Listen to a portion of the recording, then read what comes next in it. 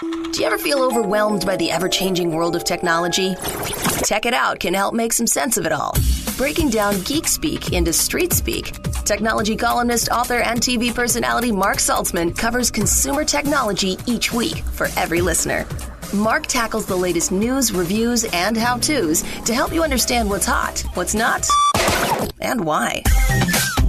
Hey everyone, welcome to Tech It Out, episode 86. I'm going to dispense with the small talk off the top of this show as we have a packed one for you. I want to dive right in. In a moment, we're going to chat about something we all do, sleep, and how tech can help you get a better night's rest. We'll also catch up with Lufthansa this hour to learn what innovation they have with its airlines and even the check-in process. And in honor of International Women's Day, I'll interview Mary Ann Yule, the CEO and president of HP Canada. We'll chat diversity in the workplace. All right, let's kick things off. Well, we all know how important sleep is to your mood, your health, and of course, your overall well-being. And are you getting enough of it? Quantity and quality of sleep? Well, tech may be able to help, which is a good thing as we spring forward the clock soon, which might throw you off a bit. Joining us on the line to chat is Amanda McGinn. She's a trusted sleep expert who has helped countless parents overcome their families' sleep challenges and is a regular on several TV shows as well. Welcome to the show, Alana. Hope I'm not keeping you up right now. Not at all. Thanks so much for having me. Now, we actually have something in common. We both have 3 kids, from what I understand, 2 of whom are twins. You have twins as well. I sure do. And so sleep was a very precious commodity when they were younger. It's still important now, but they're teenagers, all of our kids. But before we get into the tech side of things, what advice can you give on us getting a better night's sleep? And I think it's timely, as I mentioned earlier, because we're switching to daylight saving time soon. I think that's March 10th. And then just after that, on March 15th, is World Sleep Day. So what better time to have you on the line, Alana? So give us some general tips, if you can, on good night's sleep. So yeah, absolutely. There's a lot of sleep things coming up. So if we focus on just, for instance, the springtime change, this is often a time that, many parents are kind of quaking in their boots because, it's never great when our kids' schedules are thrown off a little bit. So, for the entire family leading up to the time change, you can definitely gradually increase their routine 15 minutes earlier each day leading up to the time change. So about 5 to 6 days prior to, and that's going to help yourself as well. It's going to help all of you guys adjust to that clock change once we go through it. And then setting up the environment, because we are going into, hopefully soon, warmer weather, which means brighter mornings. It means lighter evenings. And suddenly it's really hard to get our kiddos to sleep in the morning. And it's harder to get them to go to bed at night because the sun's still shining. So blackout blinds, darkening up the room as best you can, incorporating white noise machines. Mornings tend to be a lot noisier in the morning with outside bird chatter and busier streets and more people outside. So really setting up the environment as best you can and clearing out the clutter. I find during the winter months, our rooms become our catch-alls. So it becomes our home office, it becomes our gym, it becomes our kids' playroom. So really setting up, your room really should be for sleep and sex only, in all honesty. So, but we're just talking about sleep right now. But just making sure that we're really setting up that environment, creating like that sleep sanctuary. So clearing out the clutter, keeping things really simple, and really setting up the best environment for you to sleep in. We're chatting with Amanda McGinn. She's a sleep expert who you likely have seen on TV, and she also helps families and also gives speeches as well, like keynotes and so on. I want to now pivot and talk about tech. Before we talk about how tech can help, let's also leave off on something that you should not likely do before you go to bed, and that is have a smartphone in your hand. There's a few health reasons that we don't need to get into, but we still don't know what the long-term effects are of sleeping beside a phone that emits radiation. But more so from the distraction standpoint, a lot of tweens and teens who mom and dad may have gifted them a smartphone, but if they have it when they go to sleep, they may have that FOMO, that fear of missing out. And if they hear a chime, and that means their group message was just contributed to, they may be stimulated and they want to read what's going on, right? Yeah, in my opinion, tech is probably the biggest sleep buster out there of why we are such a sleep deprived society. And unfortunately, I think we are that. There is definitely tech that can help you sleep better. But, for the most part, things like iPhones, tablets, TV, and all of that really clear out the tech, especially with our kids. We're seeing it. We are getting contacted by more and more families in that tween and teen age group of kids just struggling. So it's affecting us as adults. It's affecting our kids, and we really got to clear it out for sure.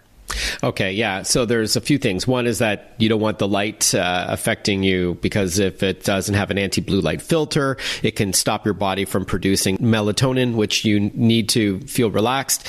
So some newer devices have an anti-blue light filter, which we can get to, but that's one reason why. Another one, as I mentioned, we don't know what the effects are of sleeping beside something that emits cellular radiation or Wi-Fi radiation. And as we talked about, also that fear of missing out can also disrupt a night's sleep for both kids and adults. But there is some tech that I think can help. For example, I recently looked at a couple of products from Philips, including one called the Somnio Sleep and Wake Up Light, which I really like. Can you tell us a bit about it? Yeah, so I actually have been using this alarm clock for over 2 years. What it does is the best way to wake up in the morning is exposing yourself to that natural light. So using something like the Philips Somnio Wake Up Light, it mimics the natural sunlight. So it gradually goes from a red to an orange to a light yellow. So it definitely helps you fall asleep a lot easier. It has a personalized sunlight simulation. This is going to gradually decrease the light, and that's going to help you gently relax and help you fall asleep. So think of your brain as having a sleep switch, right? Sunset simulation is going to help turn the sleep switch off in your brain, which is going to allow you to fall asleep. But in the morning, we want to wake up as easy as possible. And the best way to wake up in the morning is by kind of getting in front of that natural sunlight.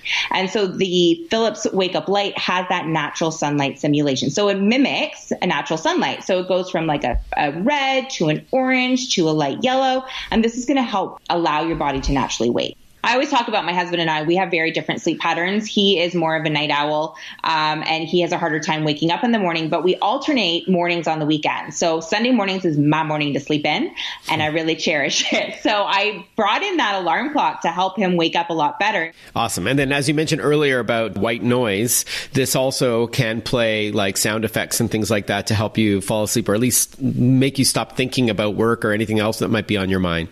It does. Actually, there's different functions. I actually own the Wake Up Light. I've been using it for the past 2 years, and we wake up to birds. So we wake up to birds chirping in the morning, and it's lovely. Like, it's just such a great way to wake up in the morning. So it helps you fall asleep because it can simulate a sunset, and it can play some white noise like sound effects and things like that. And then it can help you wake up feeling more refreshed in the morning because it can simulate a sunrise, which has been clinically proven to make you feel better as you put your feet on the ground and start your day instead of a jarring, loud alarm. And it does have an alarm should you want it and a radio, but it can help you feel more naturally refreshed as you start your day. And this is something that you said you use, right? I do use it. And a great thing too, and something that I'm always telling people to do this time of year, is give that night table an audit. So clear off anything that you don't need on your night table. And the great thing about the Philips Wake Up Light is it replaces everything on your night table. So you can definitely get rid of your phone, because you no longer need to use your phone as your alarm clock. You now have the alarm clock feature. It has the different sounds that you can choose, whether it be nature sounds, radio, anything like that. So it can kind of simplify your night table a little bit as well. And that's called Somnio, once again, SOMNEO. And then there's another product actually from Philips called the Go Light Blue Energy Light. What's that all about? So yeah, just like the Wake Up Light brings in the sun, the Go Light Blue will bring in the sky. And especially in the time of year that we're in, days are really dreary and dark. And the Go Light Blue mimics the blue sky. So what happens is it sends a trigger to our body, and it gives us more energy. It increases our alertness. It helps actually make falling asleep easier because it helps us build that drive for sleep during the day. And it can also help fight away some of those winter blues, which we tend to feel this time of year. All right, Alana. So thanks. That's great. So as we wrap up, though, where can we learn more about your work? And maybe there's some other tips that you can leave us with. I understand you're the creator of something called the Good Night Sleep Cleanse. Absolutely. So yes, you can definitely find out more information about myself and Goodnight Sleep Site over at goodnightsleepsite.com. The Goodnight Sleep Site Cleanse was created to really help educate people on the proper steps of sleep hygiene. So sleep hygiene are the steps that an individual can take to obtain proper sleep health. And they're really simple steps, following consistent sleep patterns. So going to sleep at the same time every night, waking up at the same time during the morning. This is going to help allow your body to fall asleep a lot easier and wake up a lot easier. Setting up, like we talked about, that conducive environment to sleep in. Following a consistent bedtime routine. A lot of times we're, having these amazing bedtime routines for our kids, but we forget as adults we also need them as well. Removing tech, that's a big one. That's one that we talked about. So the cleanse really just kind of puts a plan in place for you to allow you to obtain the best sleep health possible. And what's the website one last time? goodnightsleepsite.com. Okay, and that's SITE. Right? That's right. Yeah. All right, Alana, thanks so much for your time. I know you're busy in March, given that it's World Sleep Day and, of course, the switch to daylight savings time as we spring forward. So thank you so much for your time and your insight. Thanks so much for having me. Well, I'm really excited about the rest of our guest lineup this hour as well. We're going to chat with Lufthansa in a couple of moments. We're going to call all the way over to Germany to chat. And then finally, we're going to speak with the president and CEO of HP Canada, north of the border, to talk about diversity in the workplace and inclusion and why it's important to have strong female role models as well. So who higher to go to than the president and CEO? I'm going to be thrilled to chat with Mary Ann Yule. Before we take a short break, however, I do want to acknowledge and thank my sponsor. Tech It Out is powered by ASUS. ASUS creates technology for today and tomorrow's smart life, including its line of award-winning laptops, desktops, monitors, smartphones, tablets, smartwatches, and much, much more. They also have an amazing gaming division called ROG, or Republic of Gamers. So I know that my listeners who are gamers are well aware of that brand, and I also use their gear too. For those in search of incredible, visit asus.com/US/radio. We'll be right back with more Tech It Out. Listen to Tech It Out whenever you want. Find the Tech It Out podcast at iTunes or wherever you get your podcasts.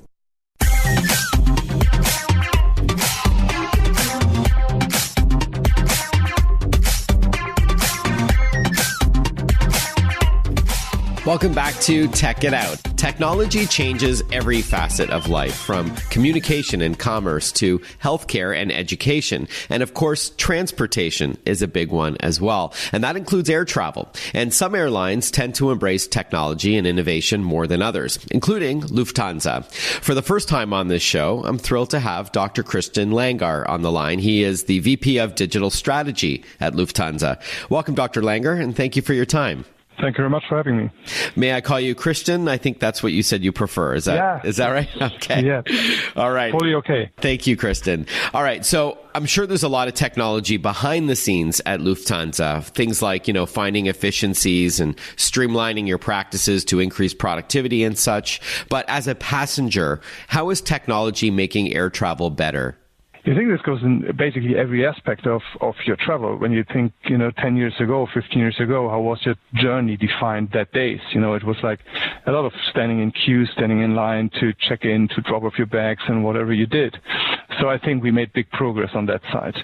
But it goes even further. If you look what we did in Los Angeles airport or in Miami, they're implemented biometric boarding. So you don't even have to produce your boarding pass. You just can go by showing your face through the boarding gate, and you don't have to stop and you don't have to produce anything. So this is a good example how we progressed from 10 years ago with standing in lines in front of a desk to nowadays where you can use biometrics, your face basically, to go in a seamless process just into the aircraft. So this is one good example which we just implemented in the US in the last quarter. Oh, that's interesting. I could see the evolution here. We went from paper tickets to maybe a mobile boarding pass, something on your smartphone that you would flash to an airline attendant or so, and now to using your face, biometrics, an example of biometrics technology to identify and authenticate you in order to board the aircraft. So that is a move in the right direction. So you said it's available now in Los Angeles and in Miami. Is this something that's only through Lufthansa, or is this your technology that's being embraced by other airlines as well? I'm sure that other airlines will follow. What we implemented it there first, and this technology which makes life easier. And we started with that, and I'm quite sure that other airlines at other airports will follow as well. So this obviously is an example of technology for convenience sake, as well as, I'm sure, speeding up the process. If you could just board an aircraft and not be in a queue, in a line for so long, that's going to obviously speed up that process. Now, what about things like virtual reality and artificial intelligence? I understand that Lufthansa has invested in those two fields as well.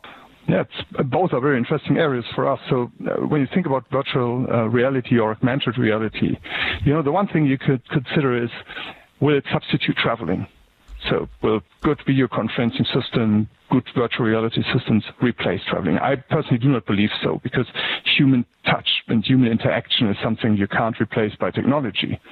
But of course, it is an alternative, and it drives us to make traveling as seamless, as hassle-free as possible. On the other hand, we today already make use of it. So we use virtual reality to give you an impression of your cabin, of your seat, of the food you get, of the location you are in the airplane before you even fly. So as soon as when you book a flight with us, a seat with us, you can see how it will look like. This is good just for information purposes, but on the other hand, people like it who might be a bit hesitant to fly, maybe being afraid of flying. So it helps them if you see where you are and where you will be and how it looks like. So this is something we already use. I can see how those who may have a reservation about flying, pardon the pun, those who have maybe a fear of it, that by virtually simulating what it's like to sit on that aircraft and walk down the aisle and get a sense of what it looks like to glance out of a window, that can maybe desensitize them to the point that when they actually do it for real, it's a lot more comforting.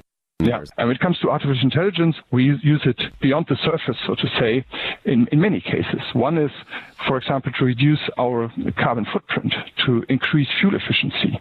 That's something we actively do, and which is honored by many of our customers, to make our product flying better and greener than it is today. Another part where we use artificial intelligence to increase operational efficiency.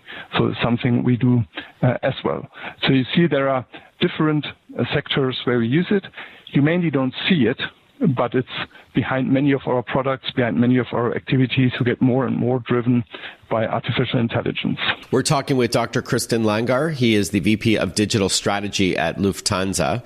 Is this part of the Lufthansa Innovation Hub, these technologies that we're talking about, or is that a different thing altogether? The Lufthansa Innovation Hub, which was founded in Berlin 2014, is mainly focused on new business models. So they are catching up with all the startups in the travel tech and mobility ecosystem. Mm-hmm. So all the 2,500 young companies we count who are engaged in one sort or the other. And this is technology, but it's as well some end products people use, and it goes all the way from those technology-driven things to new business models. But the Innovation Hub is focused on this part, so not that much technology, but more on the business model side. Mm-hmm. And we just expanded this Innovation Hub to Asia, as you might know, where we opened up the Innovation Hub in Singapore last month to embrace the Asian development and the speed of innovation there, make it useful for us as a company, but for our passengers and guests as well. I know Lufthansa, as you mentioned, has thousands of partners ranging from startups all the way up to the biggest names in technology like Google. So clearly technology is very top of mind for the company. I think by 2020, Lufthansa will have invested about €500 million towards innovation. When we return on Tech It Out, I'm going to ask Lufthansa why it's important to be first to market with this new technology instead of waiting to see what works and what doesn't. We'll be right back. Want to follow Mark? Google him. Mark with a C and Saltzman with a Z.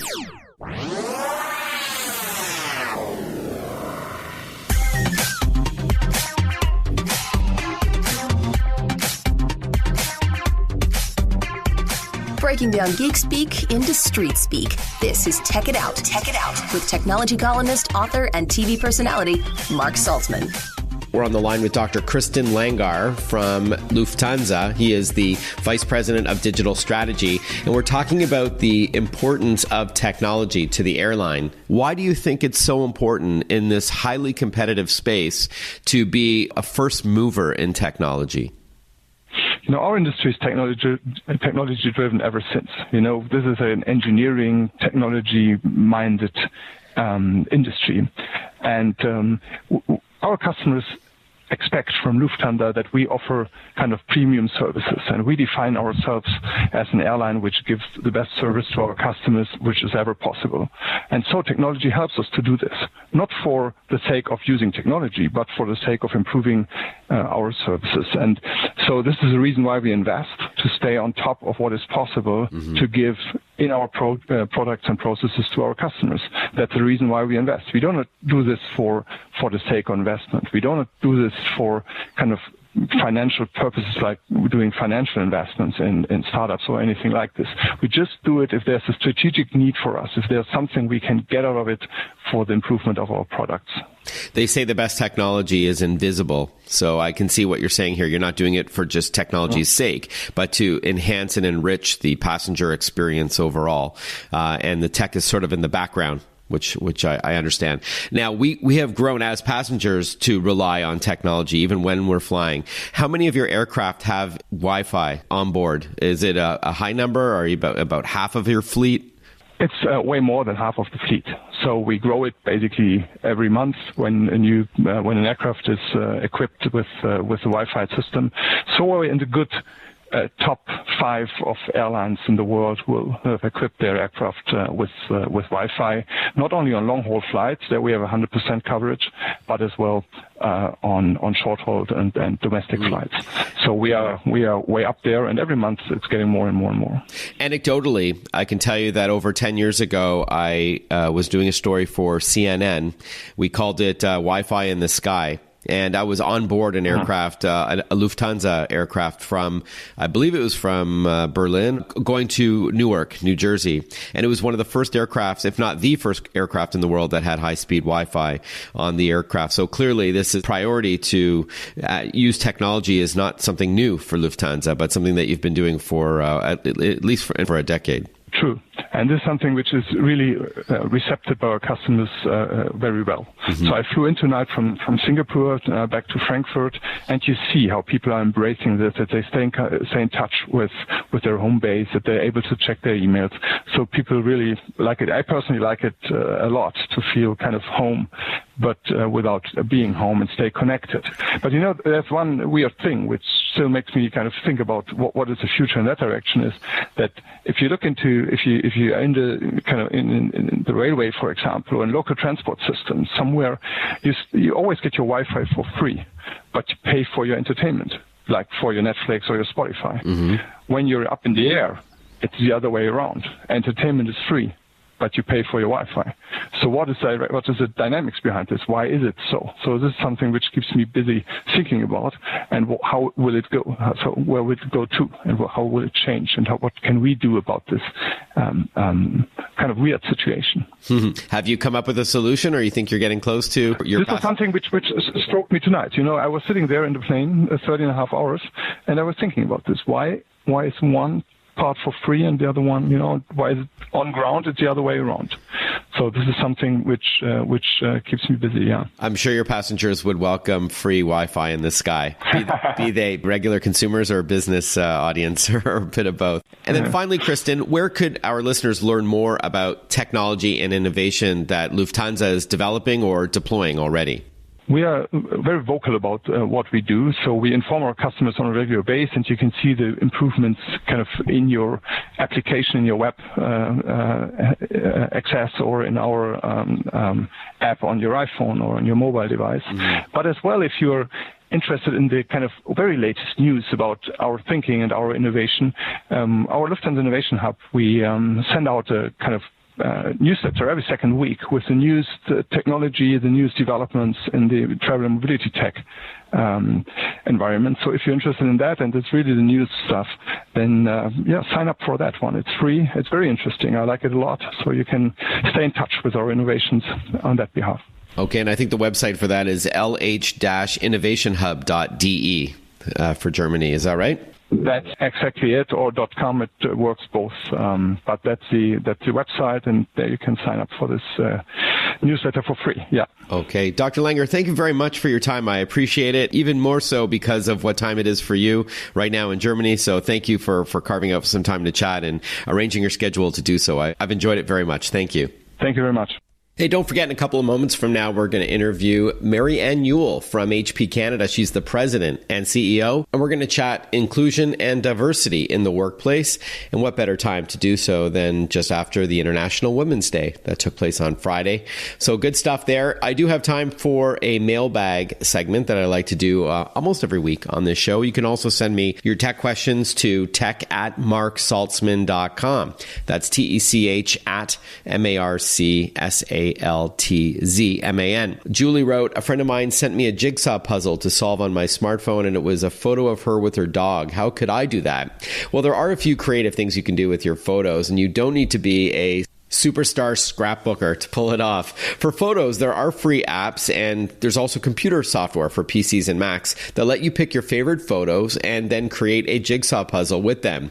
All of them let you create a one-of-a-kind puzzle by simply importing your photos, like a JPEG image, choosing the number of pieces, and if they should rotate or not. And as you alluded to, Julie, some of these apps and computer software, they let you send the jigsaw puzzle to friends to see if they can complete them. Another fun project is making fridge magnets out of your photos. You can do this by purchasing magnetic sheets of paper, usually found at business stores or purchased online, and then they can be fed through any regular inkjet photo printer. Once it's printed on, you can cut them down to the appropriate pieces, the sizes that you want and the shapes, and then you can put them on the one place you visit several times a day, your fridge, right?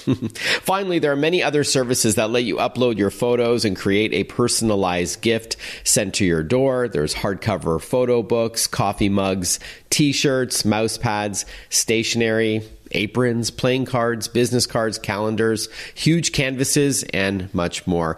A company called PosterJack that does all that for you. So posterjack.com. Very cool. All right. When we return, as promised, we are going to get on the line Mary Ann Yule. She is the president and CEO of HP Canada. I am very much looking forward to getting her on the line to talk diversity and inclusion in the workplace. We'll be right back with more Tech Today. Breaking down geek speak into street speak. Check it out. Hosted by Mark Saltzman.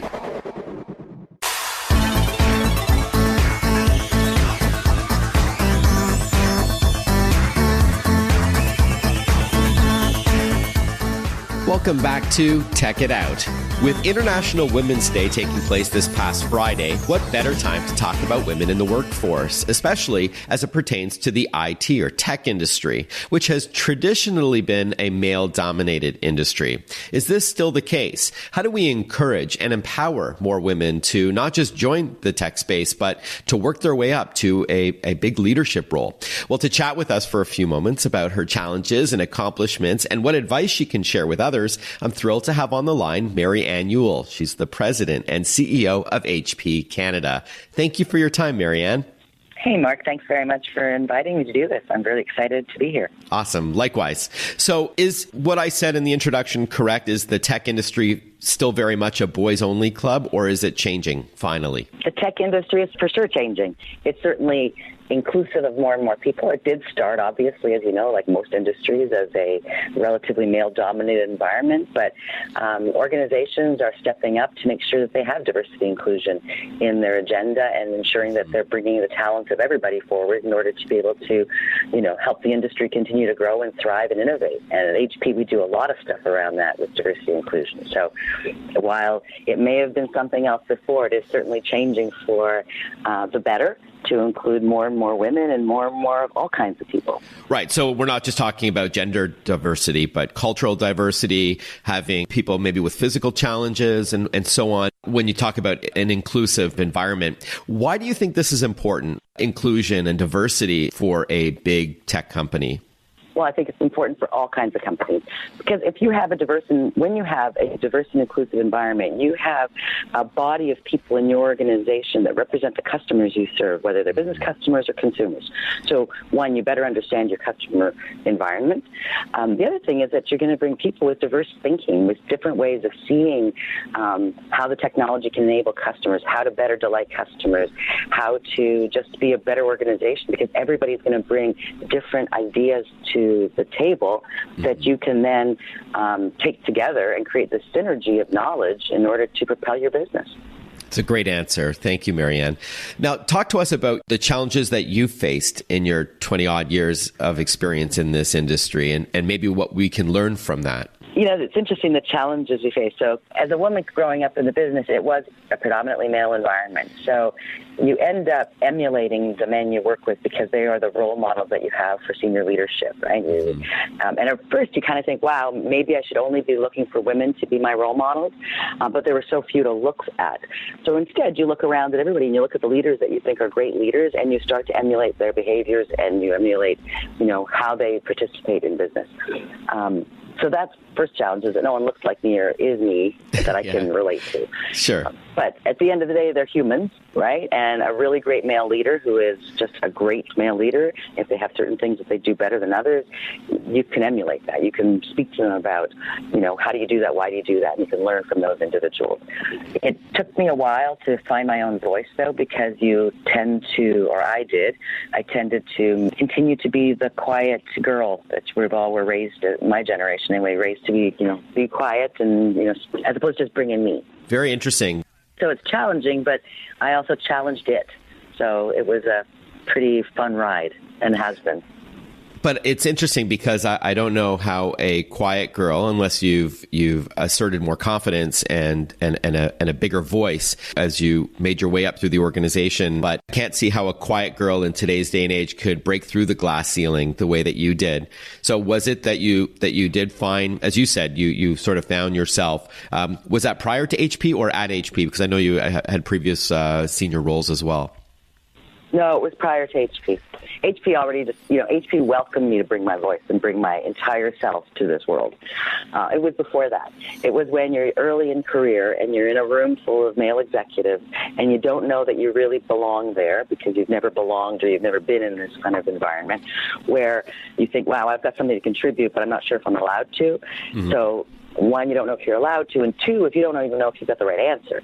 So you have to just put it out there and tolerate the feeling of vulnerability.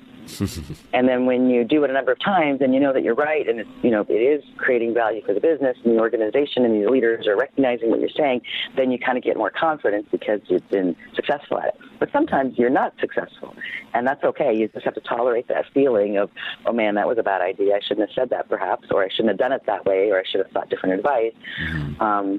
But, no one's perfect, and it's okay that you're going to fumble as you go sometimes, but you just have to do it again. And, have lots of information and have mentors around you that can help. And just put yourself out there and be vulnerable.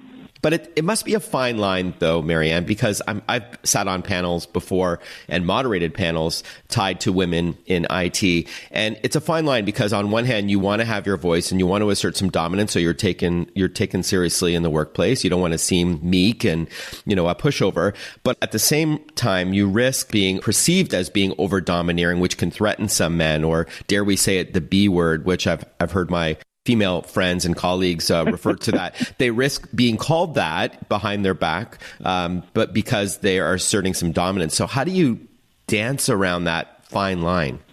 I don't think you should dance the fine line. Love it. And if someone considers you the B word, that's theirs. That's their ownership. They own that misconception about strength as in a woman who can bring a good idea to the business. That's on them. My job is to add value to my company and every company I've ever worked for.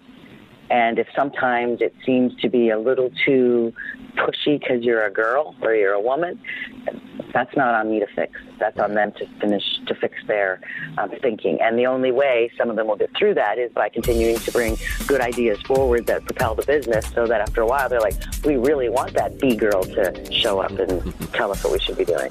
Love it. We'll be right back to continue our chat with Mary Ann Yule from HP. Stay with us.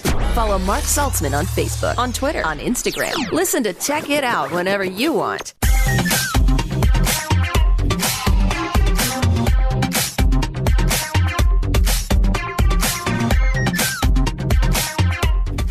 We're chatting with Mary Ann Yule, President and CEO of HP Canada, who has overcome several challenges in her 20-odd years of experience in the technology industry. But today, she's recognized as a leader in supporting women to enter and stay and thrive in the tech industry. I love your perspective on all of this, Mary Ann, and I couldn't agree with you more. So it shouldn't matter your gender or race or color. If you have those leadership skills, people are going to have their own preconceptions of what you should act like. And again, it's on them. I love how you put that. So as an organization, how does HP get it more than others, if you will? Because I've heard this before about HP. We get it because it's a business imperative. Like from the CEO down, we know that by having everyone bring their authentic self, the company will thrive.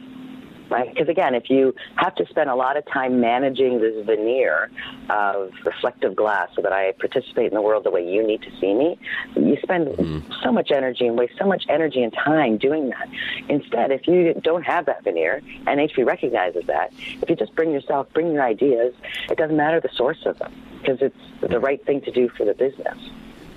So it's awesome. I don't know, it's a really cool thing. It's really advanced for me, because when we talk about these challenges and the things I've cited about, bringing your own voice and being authentic, you know where that resonates all the time is with women, because they have been oftentimes wondering if they can put themselves out there. And when I talk about this, they feel empowered to just go and do it. Right? It generally works for people. The other thing that's changing around that is that more and more young people are working. Right? And I have sons that are in the workforce, one's in university, but they don't think that girls can't do math or that girls can't be assertive or girls can't be aggressive. So I think the world is changing anyway, naturally, just because, we have young people that are raised differently than perhaps the generation of current CEOs in the world.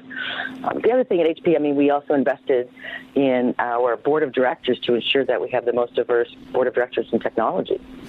We have everybody in our board, which represents our employee body better, which represents our customers. It's just better for our business. Right. I like that, because I can see how a junior employee at a company like HP, if all the senior management were, old white dudes, then obviously they're not setting the right sort of role models or sets the right expectations. As we wrap up, Mary Ann, how can we encourage more women to get into IT? You're right. Generationally, things are different. We often see each other eye to eye, regardless of gender and or color. But it's a known fact that fewer women are getting into the sciences as men across the board and in most countries. How do we turn that tide? To encourage more women to enter IT, we have to recognize that there are many different kinds of roles in IT.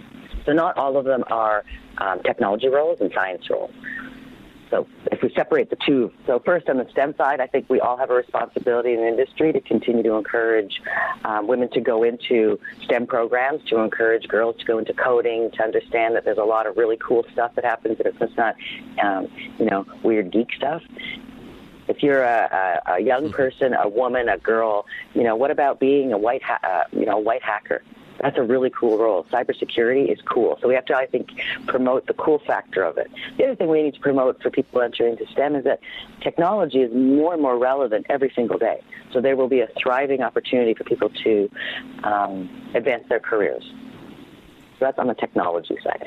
If you look at the business side of it, there are so many roles in technology companies that can be filled by everybody, women, everyone. Whether it's in marketing or media relations or in categories or in sales or in R&D or in the labs work. There's so many different areas of the business that has opportunities for career. It just happens to be called technology because it's a technology company. But they have all those facets. They have big finance departments, they have tax departments. So regardless of, you may not be a tech geek, but there's still lots of opportunity in technology for women to enter this space. And it's going to continue to grow and thrive. It's not slowing down anytime soon. It's just becoming more and more ubiquitous. Let's leave off on that. That's perfect. Mary Ann Yule, thank you so much for your time. Congratulations on all your successes to date. And I look forward to chatting with you again soon. Thank you. Thanks very much, Mark. Well, with that, it wraps up this week's Tech It Out program. I hope you enjoyed it. We first spoke with the sleep expert, Amanda McGinn, to chat about some tips and tricks and some products, including some Philips devices to help you get a better night's sleep, fall asleep faster, stay asleep longer and better, and then wake up feeling more refreshed. Then we spoke with Lufthansa about some technology they've got in the aircraft as well as behind the scenes and getting on the aircraft. And then we wrapped up with HP to chat about International Women's Day and diversity and inclusion in the workplace, especially gender diversity. Great stuff. This program is brought to you by ASUS, creating technology for today and tomorrow's smart life. ASUS, for those in search of incredible. Visit asus.com/US/radio for more info. That's asus.com/US/radio. Speaking of ASUS, I'm excited to have them on the show next weekend. We'll catch up with Cecilia Choi to talk about some innovations in their laptops, their ASUS ZenBooks. Have a great rest of your weekend, everyone. Bye-bye for now.